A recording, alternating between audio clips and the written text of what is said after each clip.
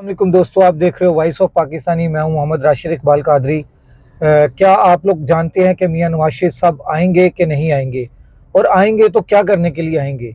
मैं अपना तज्जिया आपको देता हूं कि मियां नवाज शरीफ साहब नहीं आएंगे, क्योंकि उनके खिलाफ जो है वो अदालत ने फैसला दे दिया हुआ है, वो नाअहल रहेंगे। और अगर मुझे पता हो कि मैं नाअहल हूँ, मैं जाके वजीर आज़म नहीं लग सकता, मुझे नौकरी वजीर आज़म की नहीं मिल सकती, चाहे मेरे साथ कोई भी हो, उसके बावजूद मुझे नौकरी नहीं मिल सकती क्योंकि अदलिया का फैसला आ चुका है, तो मैं कभी भी ये रिस्क नहीं लूंगा कि मैं जाके जेल के अंदर बंद हो जाऊं। ठीक है, पहली बात तो ये है। दूसरी बात ये है कि मियां नवाज शरीफ साहब लेने के आएंगे, सबसे अहम चीज़ है, सबसे अहम टॉपिक है। आपने इस वीडियो को एंड तक देखना है। मैं आपको बहुत ही मज़े का तजिया दे रहा हूँ।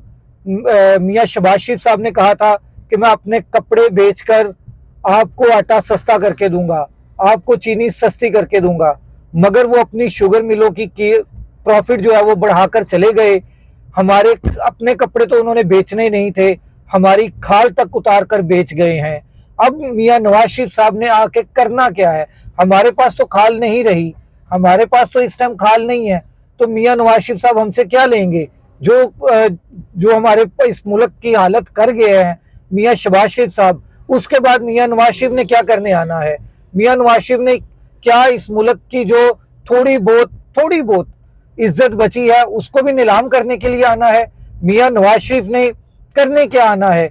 हमारी जो खाल के नीचे गोश्त है उसको उतार के हमारी हड्डियां सिर्फ रहने देनी है कि हमारी खाल के नीचे जो गोश्त है उसको भी बेचना है?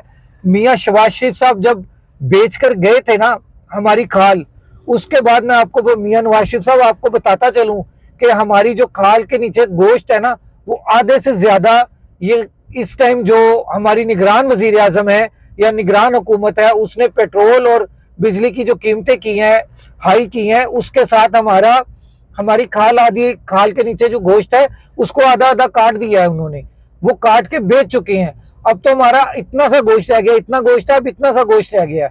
अब उस गोश्त को आप बेचने के लिए आ रहे हैं।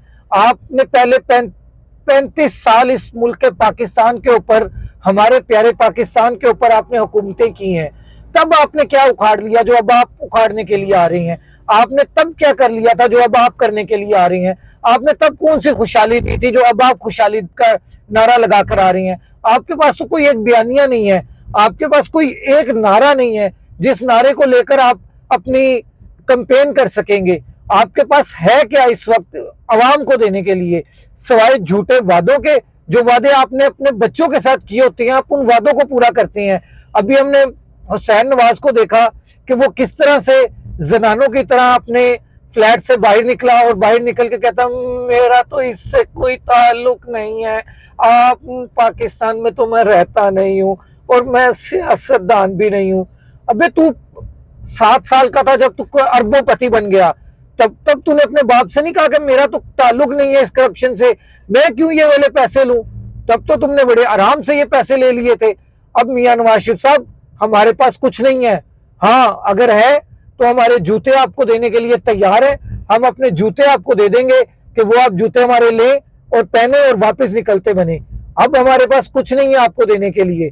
हाँ, अगर आप चाहते हैं कि आप गंदे अंडे, टमाटर और आलू, प्याज जो कि बहुत महंगे हो चुके हैं वो खाएं, वो खाने के लिए आपने आना है तो बिस्मिल्लाह सो बिस्मिल्लाह, हम हाजिर हैं आपको वो खिलाने के लिए।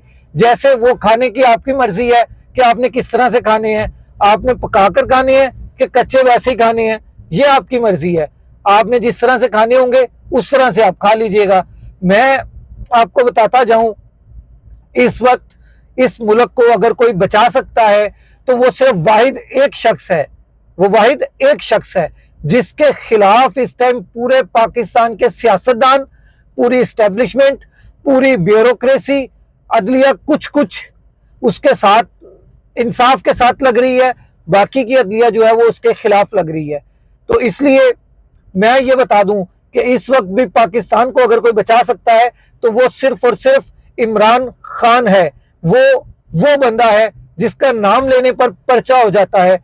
कल आपने देखा फलस्तीन के हक में मुसलमानों ने, पाकिस्तानी मुसलमानों ने एहतजाज किया कि हम फलस्तीन के साथ हैं, और हमारी इस निगरान हुकूमत ने क्या किया?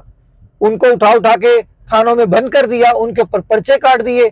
क्यों? क्योंकि वो पीटीआई के लोग थे, और पीटीआई के लोग जो हैं वो चाहे मुसलमानों के हक में निकले, चाहे इमरान खान के हक में निकले, चाहे फलस्तीन के हक में निकले, चाहे इस मुल्क के पाकिस्तान के हक में निकले, उनको इजाजत नहीं है रोड के ऊपर आकर अपना मौक़िफ़ बयान करने की, टीवी के ऊपर आकर अपना मौक़िफ़ बयान करने की। इसीलिए हम सोशल मीडिया पर आते हैं।